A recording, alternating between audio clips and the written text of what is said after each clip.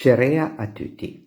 Antanti lanciamame ad continue a lesere ogni tant una poesia in lingua piemontese. Mi lo fa volentieri, anche perché masmia castrata in una maniera per senze pidausin in custidi che summa tutti sarante ca.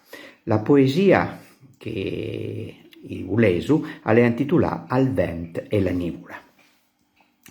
Con tutto il fia che il vent la vient la gula, pussava con so buff portant la spas una nivoletta sola, tutta sola, an tal bel ciel celeste, zura ci vas. E un sturciun e tutta la vestina acciusionava chila al vent brius.